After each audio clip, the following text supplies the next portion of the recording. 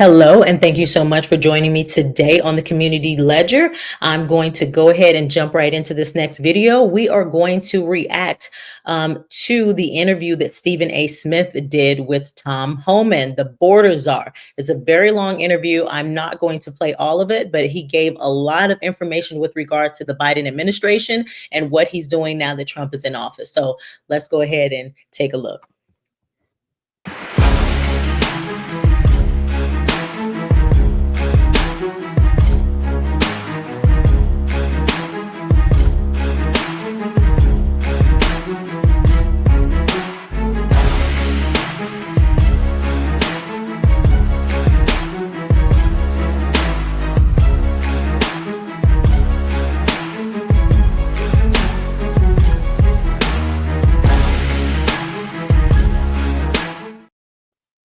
Hello, and thank you so much for joining me today on the Community Ledger. Again, my name is Andrea Banu, and I want to get into this interview with Stephen A. and Tom Homan. I did not watch all of it, but I did watch quite a bit, so I wanted to be able to jump in and watch the rest of it with you guys today because it is very, very insightful. Just me being just a regular viewer, a regular citizen, I have been sitting back and really feeling like, everything that happened in the administration of Biden was intentional when it came to this border.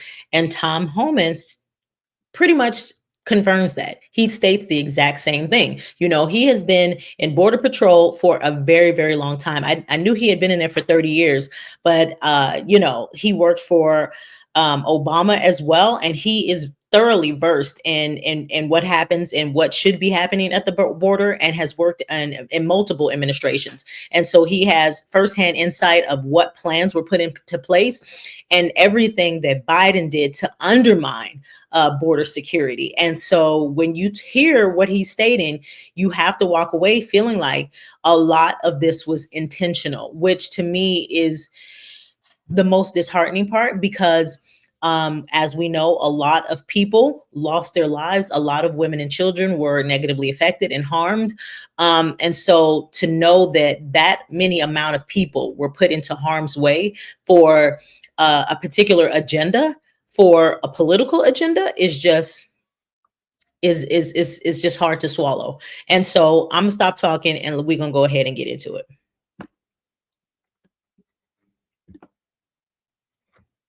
Let me go ahead and start. There we go. Stephen A. Smith Show. My next guest has spent more than 4 decades monitoring America's border. He joined the United States Border Patrol in 1984. In 2013, he was appointed by then President Barack Obama as Immigration and Customs Enforcement's Executive Associate Director. He was charged with enforcement and removal operations under that administration. Then in 2017, he was appointed as the acting director of ICE by then President Donald Trump. However, he subsequently retired from the position in 2018. Now he's back with President Trump in this new administration as the border czar. Please welcome to the Stephen A. Smith Show, Mr. Tom Homan. Mr. Homan, how are you, sir? How's everything? I'm doing great.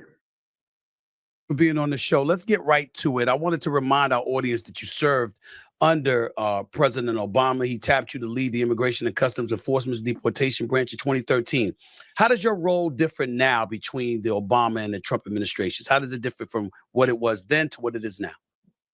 Well, look, under President Obama, I was the head of enforcement removal operations. When I was there, we oversaw the removal of just shy of 3 million illegal aliens. Now I'm the border czar under President Trump. I have a direct report to the president here.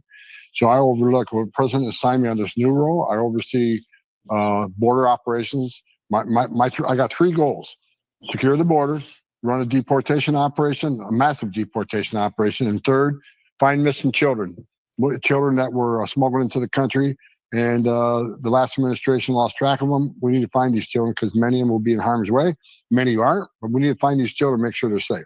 I mentioned that Donald Trump had appointed you as acting director of ICE in 2017, but you retired in 2018. What happened then, and why are you back now? Because you stepped away, but obviously you came back. You served over 30 years. I mean, you've given your service and what have you, and you could have retired and went out into the sunset, but you came back. Why did you feel compelled to do so? So please share that with Well, my audience. well, it's the second time I came back out of retirement from President Trump. Didn't make my wife real happy, but how do you not come back? I mean, under the last 4 years, I wake up every day upset over the last 4 years because we had the most secure border in my lifetime. And I've done this since, as you said, 1984. It's the most secure border in my lifetime. The numbers proved it. And what the last administration did when they opened the border up, I knew every day when I woke up, more women and children are being sex trafficked across an open border. More Americans would die from fentanyl overdoses, poisonings because of an open border. Sex trafficking in women and children would increase on an open border, and more no-inspected terrorists and people on the watch list will get into the country through an open border.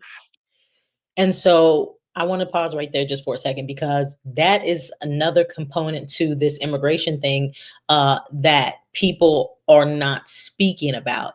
And I touched a little bit in some of my older videos, because a lot of children crossing that border came up missing.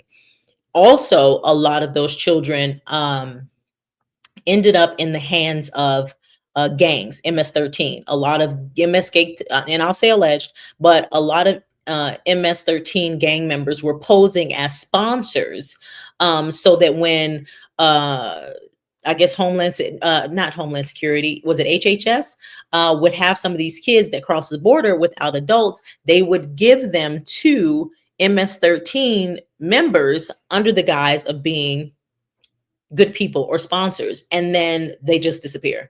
And so, and even Trump talked about it. Trump talked about it at the very end of the campaign, and he stated that he was going to do whatever he had to do to bring a lot of these children home, to find a lot of these children. And that is something that was swept under the rug by mainstream media, something that Kamala Harris never addressed or even acknowledged.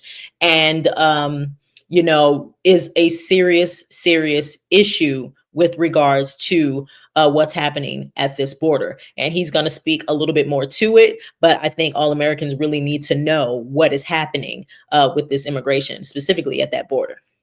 So, I was insulted that President Biden took the most secure border in my lifetime and unsecured it on purpose. And I mean that.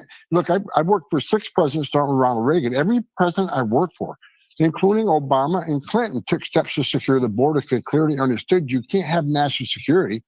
Do you hear that? He's been working for every administration since Reagan, and every single administration since Reagan took necessary steps to secure the border. It was only Biden who tore up everything, who reversed everything to make the border as loosey-goosey as humanly possible. And so, like you said, it was intentional. This was deliberate. Okay, this was not an accident. If we don't have border security, President Biden is the first president in history of this nation who came in unsecured the border. So it upset me because I knew every day someone's going to die crossing that border. Women are going to be sexually assaulted crossing that border. So when President Trump called me, he asked me if I'd want to come back and help fix that border. I didn't hesitate. I came back because I think it's the right thing to do. You've worked obviously doing what you've done. It spanned decades. So obviously one could easily surmise you have a lot of intel. You have a lot of access to information that the average American citizen may not know or what have you. Let me ask you this, and I don't mean to ask it politically, but I'm asking it this way. Have you received any kind of explanation as to why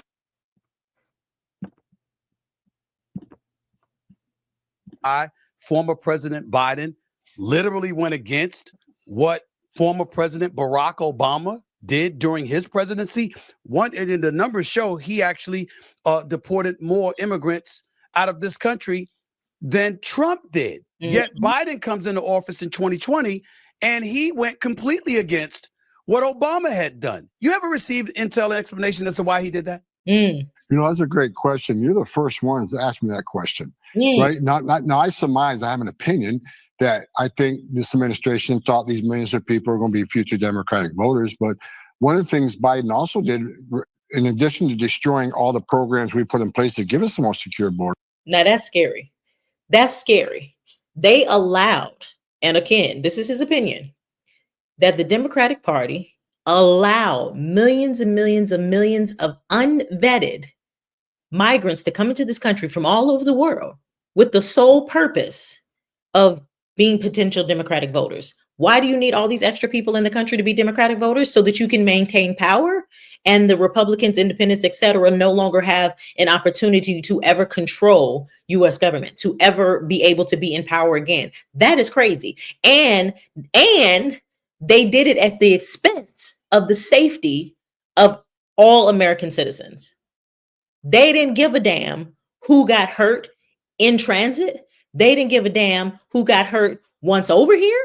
They didn't give a damn to Americans and the citizens who were just living their lives and ended up abused and harmed by all these unvetted migrants who came over here from all over the world just for their own personal political gain. That is scary. That is scary crazy. But that's the Democrats. That's who we should be, lining up to support all day, every day. That's who we should be, throwing in our black card. If you're not voting for them, you're not black. For real? This is what I'm supposed to be signing up for? This is what I'm supposed to be going against my family for? For real? He overturned the Trump census rule, which means millions of people they release in sanctuary cities will be counted in the next census, which is going to result in what? More seats in House for the damage. So I truly believe they saw future political benefit from this. But you're exactly right. And I've said this. Why do I think he did it on purpose? Because Joe Biden was vice president under Barack Obama when he had those record removals. Alejandro Mayorkas was a deputy secretary under Obama when he had those removals. And we had families. We had thousands of families coming across the border every day. How did we stop it? We built family residential centers. We held them long enough to see a judge. 90% lost a case, 90%. So we put them in an airplane, send them home, the border numbers tanked.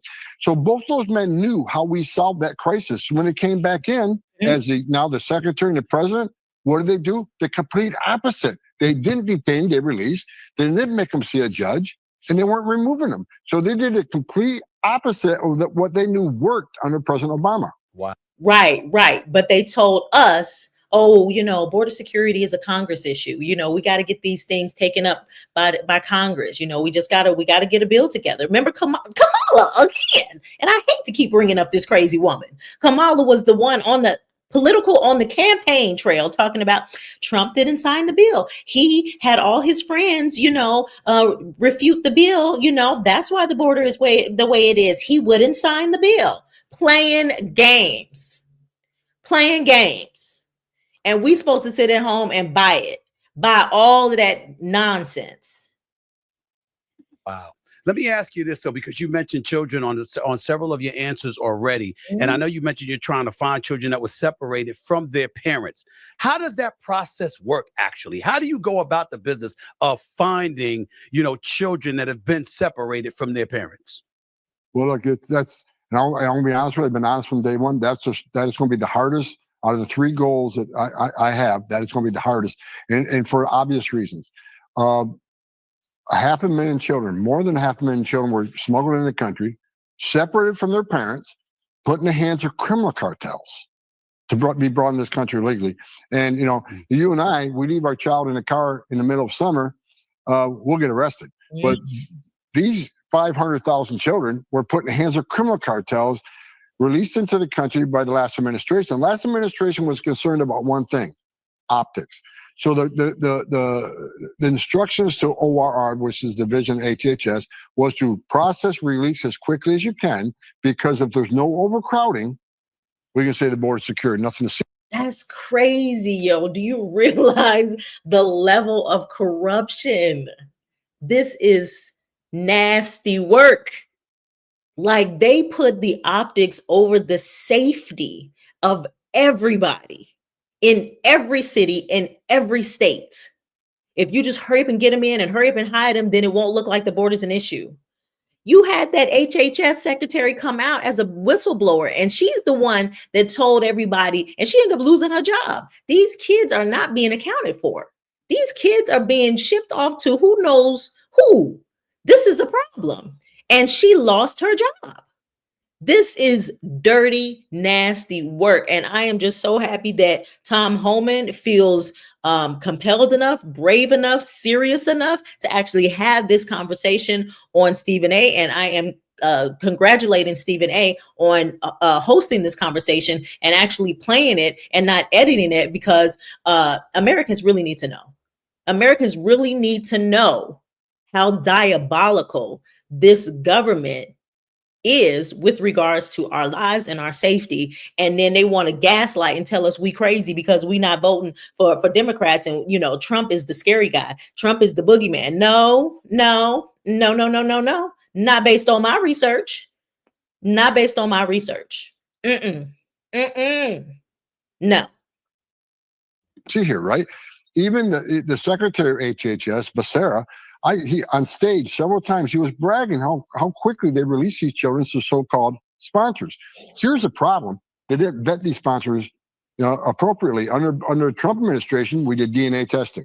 We not only vetted the sponsor, we vetted everybody in that household to make sure there wasn't a child predator in that household, make sure there wasn't a gang member in that household. We took a lot of steps to make sure these children are going to be safe when they're sent to the sponsors. Under this administration, the whistleblowers at HHS has made it clear many of these sponsors. What I just say, you see, that's why you need to listen to me, because I'm not just the crazy lady on YouTube. Like, I just told you the lady at HHS as a whistleblower and lost her job, and Tom Homan is speaking on it. I didn't hear him say this earlier. This stuff has been out there. This stuff is all over the internet. It's been shown everywhere. And that is the problem that the Democrats have right now with this YouTube, with this social media, because all this information is coming out, and they're used to controlling the narrative. They're used to controlling exactly what we receive, and that's it. And now you got all these people that's like, hold on, wait a minute. That, like I said, with this last campaign with the Democrats, that's how Kamala lost, because she got dragged on the internet. She got dragged on the internet. She would come out and say one thing, and you got about 25 million different YouTubers was like, girl, you lying. And here's the proof. And they came with receipts. And so, like, this stuff is out here. It's egregious. It's crazy. And it was like the whole time that I was sitting at home thinking, I'm going to sit out this election, because I don't think, I could not stand Kamala from way back when. And I was like, there's no way I'm voting for Kamala. So I was going to be one of those people who just did not vote. And I was like, I'm just going to sit this one out. But then as I watched and I watched and I watched, and I'm like, these Democrats are on something crazy. Like, this is getting real sick. And I'm digging and I'm digging and I'm digging. And I'm like, this is crazy. And then Trump came down, and I had never been a fan of Trump, but Trump came out and he was speaking to all this craziness. He was speaking to all these kids that's missing. He was visiting the mothers who lost their children. Okay. Kamala still has not called the mother of Jocelyn Nungari, still has not called that mother. This is a 12-year-old girl who lost her life to migrants. Still has not called that mother. You know what I'm saying? And Trump was meeting with all of these people, all of them, all of these people. He's gone to their house, spoken to them, helped them in every way, shape, or form. And I'm like, damn, I'm hearing them say this, but I'm seeing his actions. And I'm like, okay, they're talking about this man is sick and twisted and crazy, but that's not what I'm seeing over here. So I'm going to have to start listening to what's happening over here and watching what's over here and see how these things line up. And this side over here, this Democratic side over here, is getting real scary. Like I said, I've seen these interviews about all these damn kids missing. And I'm like, how do you be a woman? How do you want to represent, mothers as a woman, and you not acknowledging that hundreds of thousands, not like 5, not like 10 or 12, hundreds of thousands of children are missing? And you want me to acquiesce to this? You want me to agree to this? That's diabolical. And like I said, Trump was the only one that said, I'm gonna get these kids. Even my husband did not vote for Trump, but he was like, had he said that before I voted, I think I would have voted for that man, just because he said he was going to do something about all them damn missing kids. So you cannot sell me on all that rhetoric. Not when you over here turning a blind eye to all of this crazy, sick, twisted nonsense that's going on in this border, at this border, that you could have improved upon and chose not to.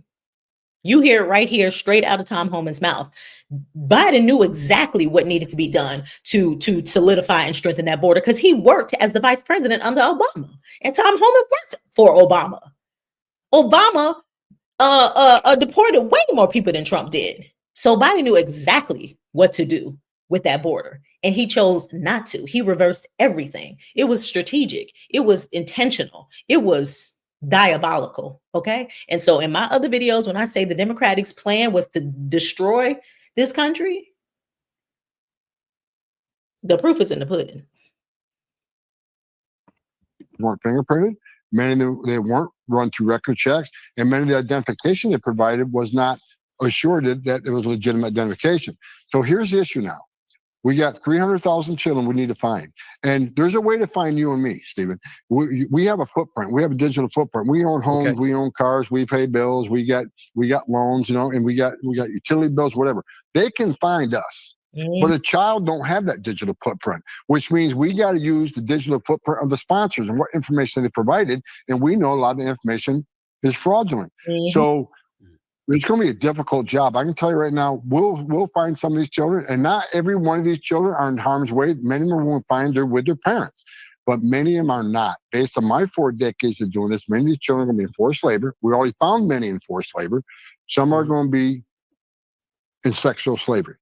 And so we need to find these children and save them. But that's the hardest part about this job, because of the data that we have is not the best data in the world, but we're not going to give up.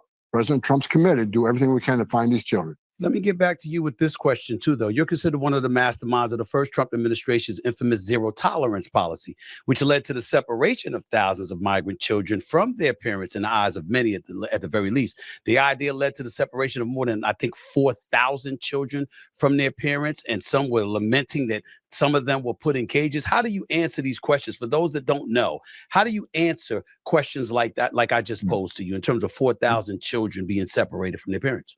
Absolutely. So where does that's another thing. Like, yo, how are you a Democratic politician complaining about children put in cages, but you don't give a damn that they're being abducted, abused, literally handed to gang members and cartel? Like, you don't care about what happens to them in terms of forced labor and trafficking. But you want to sit here and pretend like Trump is putting them in cages. It's all nonsense. It's all BS. All of it. All of it. zero tolerance come from? Zero tolerance came from this. 31% of women that make their journey get raped by the criminal cartels. Children were dying on that border every day. I want to hear that again. I want to hear what he said that percentage was. What was that percentage he just said? Absolutely. So where did zero tolerance come from? Zero tolerance came from this. 31% of women that make their journey get raped by the criminal cartels. 31%. Children were dying on that border every day. Dying. Either drowning in a river, dying making that journey. Children were sexually assaulted. And children were dying in the desert. You know, they made that journey, and a lot of women and children not only died, many were sexually assaulted. So we said, look, how can we save lives? How can we stop the sexual assault of children? So we said, look, let's prosecute them, because it's a crime to enter this country illegally. So if we prosecute them and put them in jail, maybe the numbers go down, maybe less will come. And it worked. Zero tolerance, that the numbers of families putting themselves in harm's way to put themselves in the hands of criminal cartels dropped significantly. However, the sad part about it, the unfortunate part about it, is that when you prosecute a parent and put them in jail, the child won't go with them. And I'll say this, I started as a police officer in New York. Police agencies across this country separate families 1,000 times a day across this country because the child doesn't go to jail with a parent. And I've said during my testimony, and one time I was testifying at Hill, when I was a cop in New York, when I went to domestic violence call and I arrested the father, I separated that family. Child can't go to jail with him. When I arrested a DUI and he had a child in the car, I separated that family. It's an unfortunate and saddest part of law enforcement.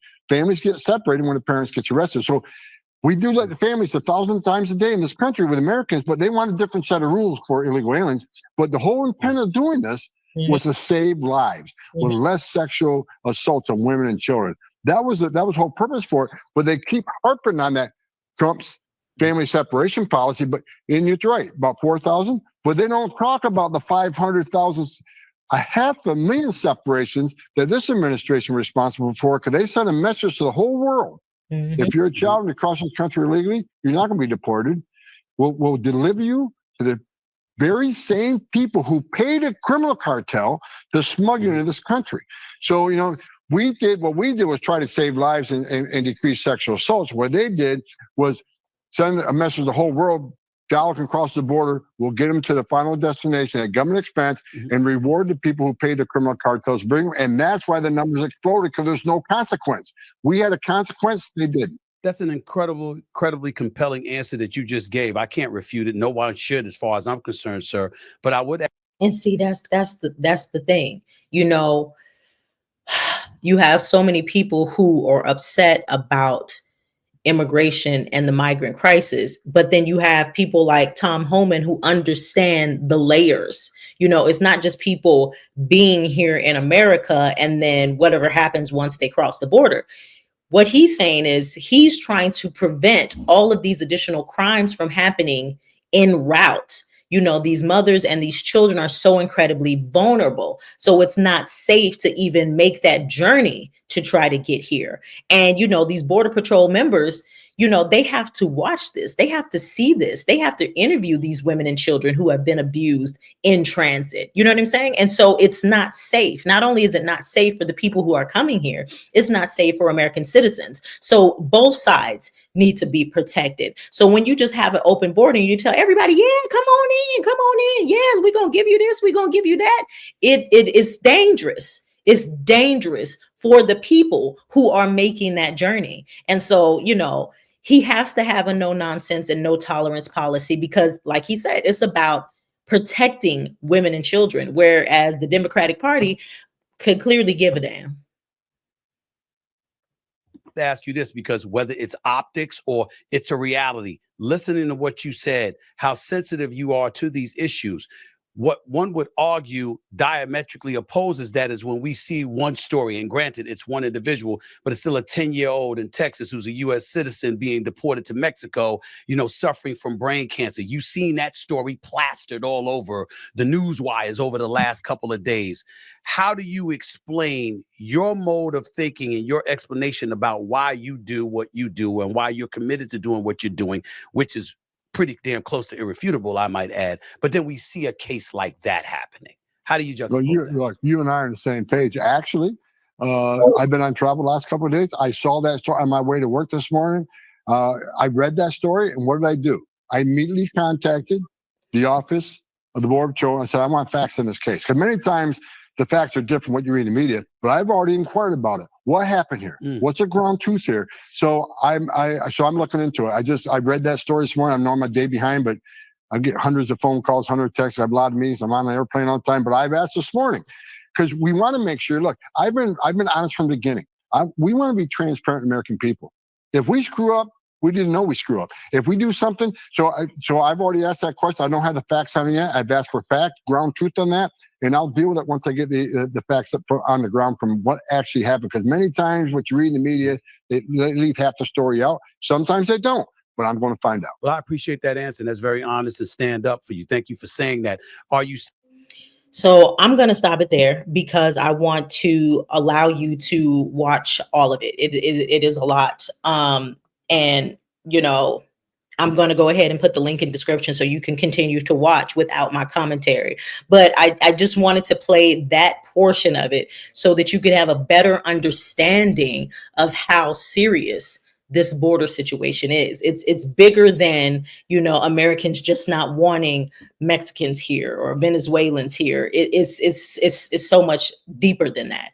And like I've said it many times, the issue is that most Americans are not opposed to immigration. They just want people to do it the right way. And with regards to what Tom Homan is saying, there are so many dangers to women and children when they are coming here in that manner because they're just made vulnerable. And then the children are the most vulnerable because they do get separated from the parents, and then they just get off, sent off to quote unquote sponsors who aren't vetted, and you don't know what they're subjected to. That right there hurts me more than anything to think about. And it's difficult for me to even say it. It's difficult for me to even address it, to just sit here and think about children, mm, children crossing that border and not having, a parent with them, and then someone taking them and just, they don't know the language, they don't know the landscape, they don't know nothing.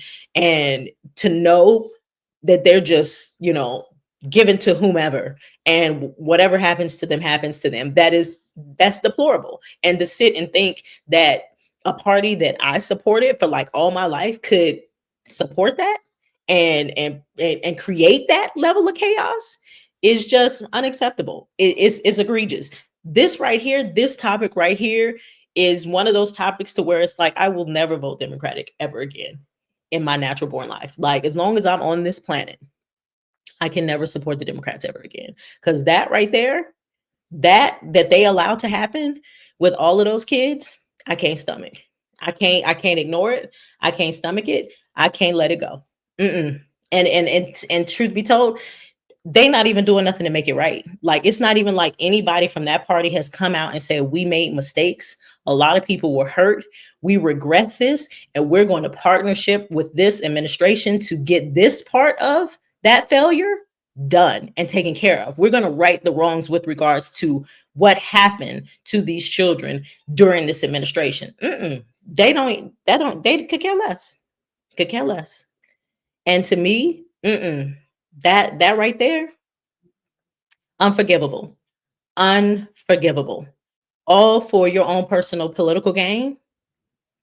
It's unforgivable. So it's nothing you could tell me about Trump when I hear stories like this. It's nothing you could tell me. Mm-mm. Mm-mm. So like the Tyreses and the Don Lemons and the DL Hughleys can come out here and say you're not black because you didn't vote for, Kamala. Well, then I'll be that. Whatever you want to call me, you can call me. But I'm not supporting that. I can never support that.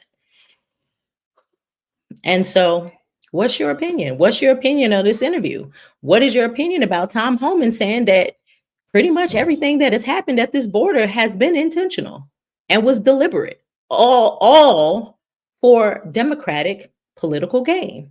And they didn't care who they hurt on this side of the border or that side, as long as they maintain power. I want to know your opinion. So again, if you appreciate and like my commentary, please go ahead, like, share, and subscribe. And if you want to support the channel a little further, you can always follow the link in the description and buy your girl a cup of coffee. And until next time, this is the Community Ledger. Be sure to like, share, and subscribe and watch the next video by clicking right here.